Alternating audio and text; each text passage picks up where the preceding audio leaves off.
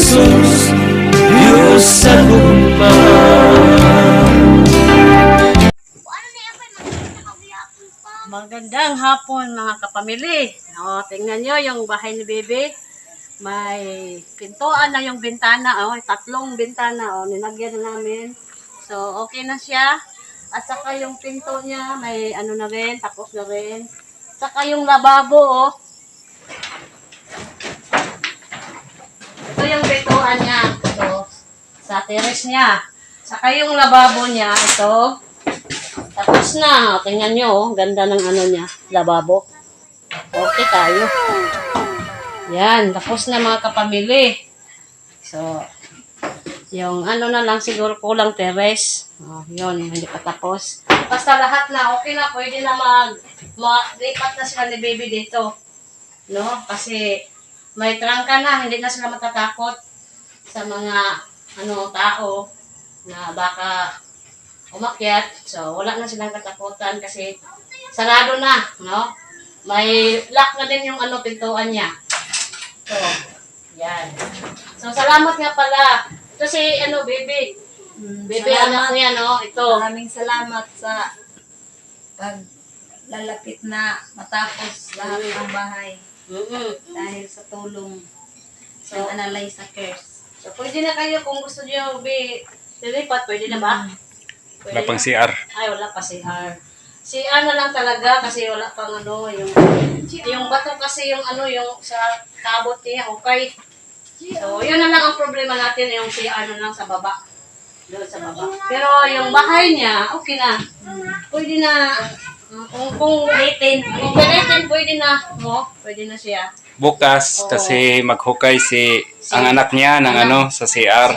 Sino ba yun? Si Timke, bukas maghukay siya ng CR. So, kung tapos na hukay, lagyan na natin ng yung semento at saka yung kabilya.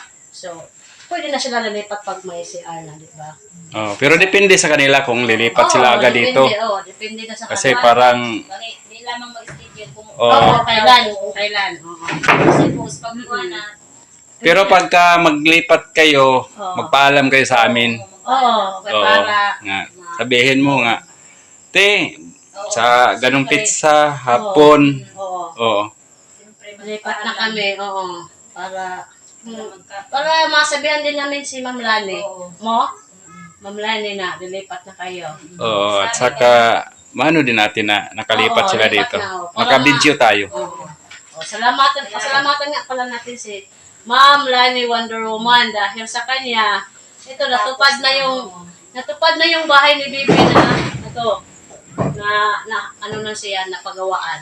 Salamat talaga ma'am, sana nandyan ka sa mabuting pangatawan mo. Yun lang ang namin sa inyo na pray, dasal namin sa imo ma'am na patuloy sa pagtulong sa mga manghihirap katulad kay Bibi.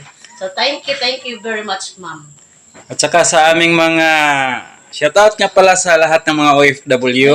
Shoutout din sa lahat namin ng mga subscriber saan man kayong sulok sa Pilipinas at sa ibang bansa. Maraming salamat sa inyong suporta. Thank you very much. At kami ay laging natutuwa sa aming mga ginagawang pagtulong. Pauwi na kami mga kapamilya na na namin yung dati na walang mga pintuan. Mga bintana. Ngayon, amin ang trabaho ulit dahil meron namang pinadala si Ma'am Lani at kunti na lang talaga yung CR.